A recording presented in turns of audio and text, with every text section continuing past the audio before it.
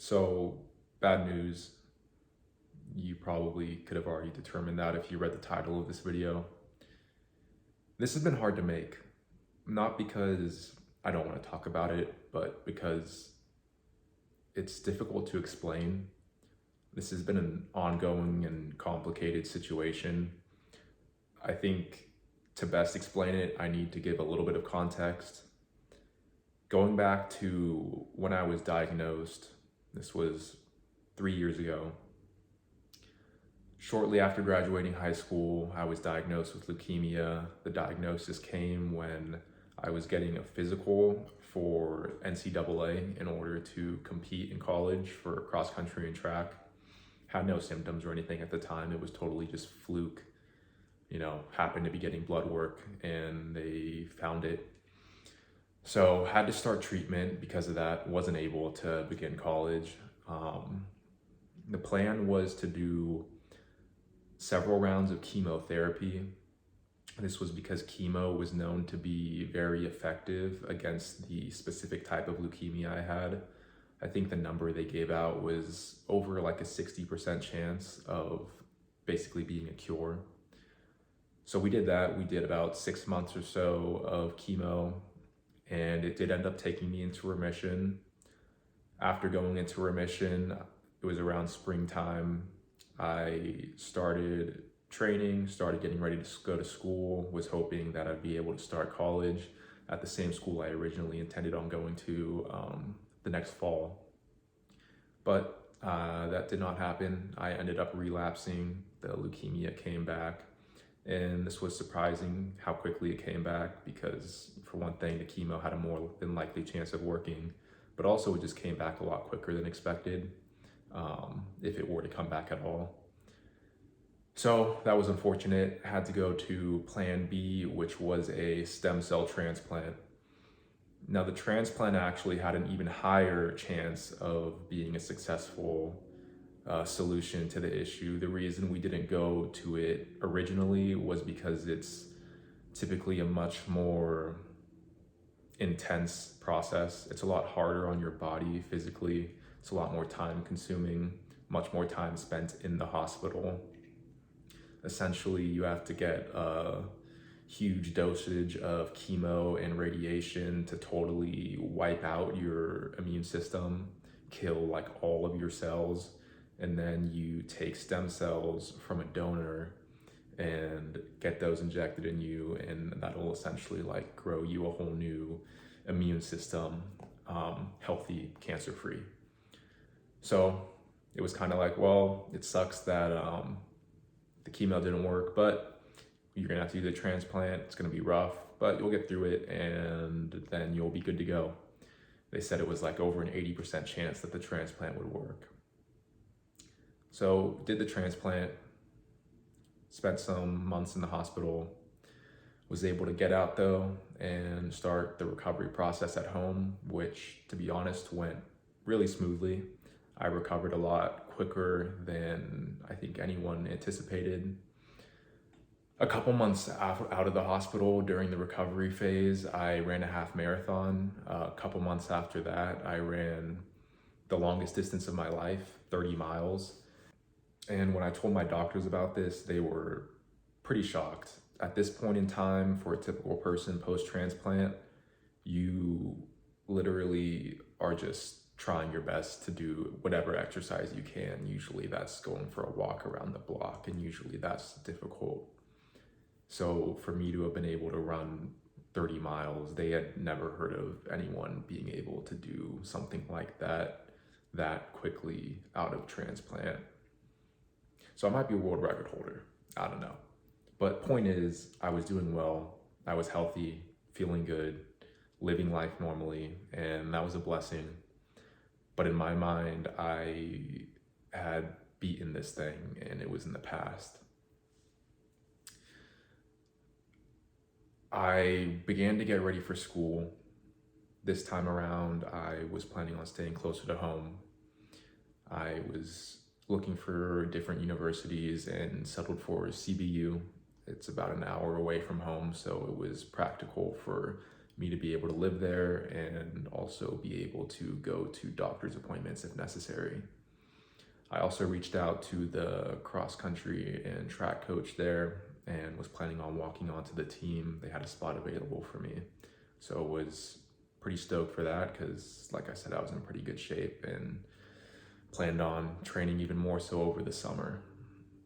But the summer came and I did a 1-year biopsy post-transplant. It's a standard thing that you do after transplant. 1 year out, you do a biopsy to double check and make sure that everything still looks good. The tests I had done right after the biopsy, like about 100 days out, showed no evidence of leukemia, no signs of cancer. Everything looked fine. So we weren't expecting anything to look bad, especially considering how well I was doing physically. But that wasn't the case. The biopsy ended up showing a very small amount of leukemia visible in the bone marrow, and it looked like I was relapsing. This was extremely abnormal. I mean, statistically speaking, to have done the chemo, done the transplant for this particular disease, that is supposed to have taken care of it.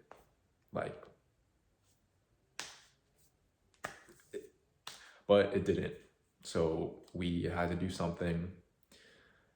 And we were planning on doing chemo, basically get me back into remission, go from there. But before starting chemo, I had some blood tests done and it actually showed a small decrease in the leukemia percentage.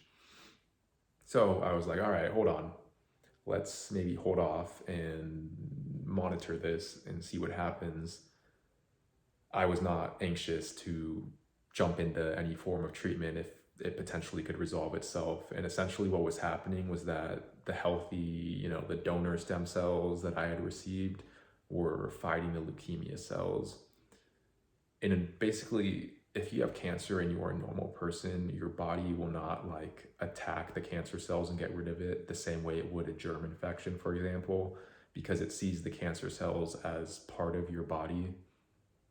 But because I had a transplant, the donor cells, the stem cells, basically my whole immune system built up from that. It was looking at the leukemia and recognizing it as something bad and something different. So it was attacking it and reducing the number of it, and that was visible in these blood tests. Now, it wasn't clear whether it would continue to do this because, for the leukemia to have come back at all, it proved that something wasn't working right and that there might be an issue with the donor cells not being strong enough or something, and I might have to do treatment no matter what. But I had hope, and if there was any chance that I would be able to avoid treatment, I was going to take it, especially considering I had gone through 2 different forms of treatment, both of which had a high probability of curing me, and it appeared that neither of them did what they were supposed to. So we held off. At this point in time, I stopped running, stopped working out because I just wanted to rest and let my body do its thing. I contacted the coaches at CBU and told them that if I did end up being able to make it to school, I'd be out of shape. So there wasn't any point in me continuing with that, which was unfortunate. But at the time, I wasn't really concerned with it. I was just trying to, pray that I would even be able to begin college. And over the course of the summer, after monitoring it, the leukemia numbers actually did decrease. They went down to almost 0, and I started school with the plan that I would continue to monitor and hopefully it would go down completely to 0. And that was the hope, that was the plan. And over the course of the first semester, after doing regular doctor's appointments, the number was fluctuating. It wasn't going down to 0, but it was also staying really low. It was bouncing around at less than 1% of cells being leukemia cells. And there was still hope that I would eventually get to 0, but as time went on, it looked more and more like, for whatever reason, the donor cells weren't strong enough to completely eliminate the issue. Now, at that low of a level, the leukemia also was not, inherently dangerous. And it's only dangerous once it gets to a higher percentage. But it being there at all was a problem. So throughout this, my doctor was suggesting and recommending that I just start some form of treatment because I looked like I would need to at some point, and he was worried that it wouldn't be long before it essentially, rather than fluctuating up and down, would just start to steadily rise up. But I wanted to hold off so long as it looked like it was at a low level and I could continue moving forward and living my life. I ended up making it through the entirety of the first semester of college, which was a big accomplishment. It was something that I had not been able to do for 2 years, and I was happy to have gotten through it. And over winter break, I did another biopsy, which ended up showing that the leukemia had increased, and it was now, rather than fluctuating, there had been a few weeks in a row where there was a slight increase. Now, relatively speaking, it was still very low, still basically less than 1%, but rather than being closer to 0, it was closer to 1%, if that makes sense. Rather than being 0.1 or 2, it was up at 0.8, 0.9, and it was steadily increasing at this point. So over winter break, I had to make the decision of whether I would try to come back for a second semester or whether I would start treatment. Treatment would lead to me being immunocompromised, and going to college normally and functioning normally and being around people normally would just be out of the question at that point. And I decided that I wanted to take my chances and try to get through another semester, knowing I may at some point have to do treatment potentially over the summer once the school year ended, but I wanted to at least try to get through the second semester of school.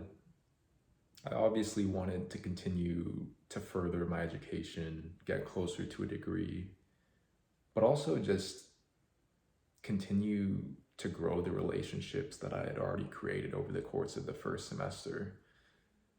With cancer treatment, being immunocompromised, being forced to isolate, it doesn't allow you to have friendships and relationships with people in the same way that you can have if you're able to, physically be around people. If you have to isolate yourself, it's lonely, and I wasn't looking forward to that either.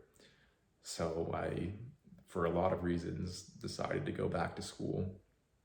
And interestingly enough, shortly into the semester, was contacted by the track coach who was filling roster spots and still wanted to know if I was interested in coming to the team. And at this point, I hadn't really been running that much, wasn't in great shape, but as a walk-on, sure, I was down to do that. Started practicing with technically one of the best D1 programs in the country, which was pretty cool.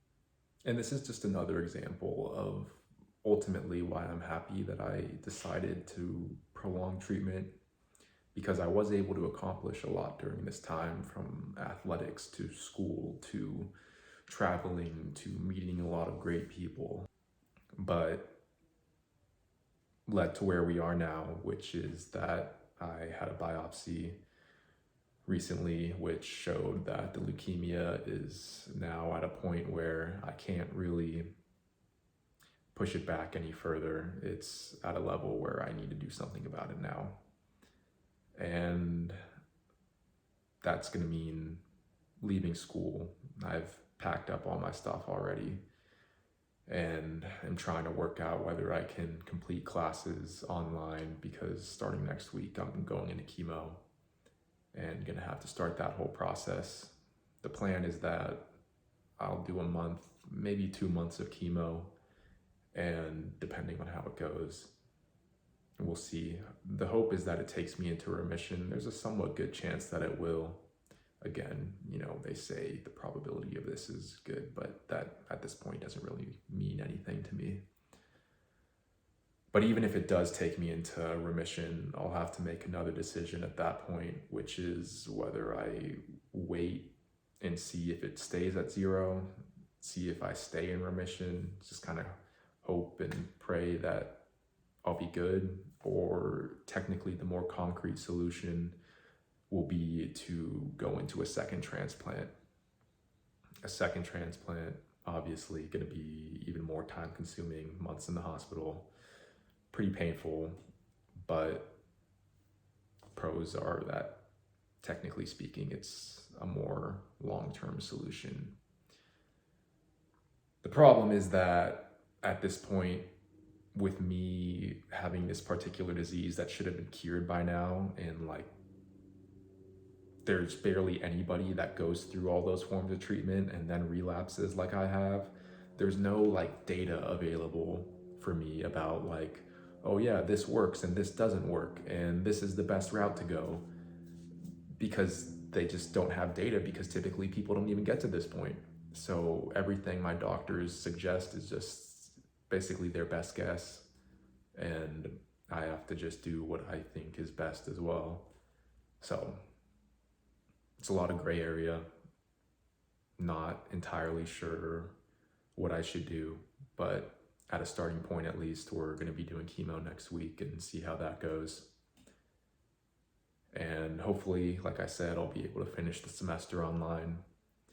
It is frustrating though, having done all this work for it to have appeared to have not worked. It's kind of like if you get thrown into a deep hole and then you're told that you gotta climb out of it, and the climb is hard and it's painful and it's time consuming, and you do it and you get to the top and then you're thrown back in, and then you're told, all right, you gotta climb out again. So you do it, you start climbing, you get out of the hole, and then you're thrown back in, and then you're told, all right, climb back out again. And at a certain point, it's hard to determine whether the climb is even worth it if you're just going to get thrown back in again. But I guess in the grand scheme of things, the alternative to climbing is dying.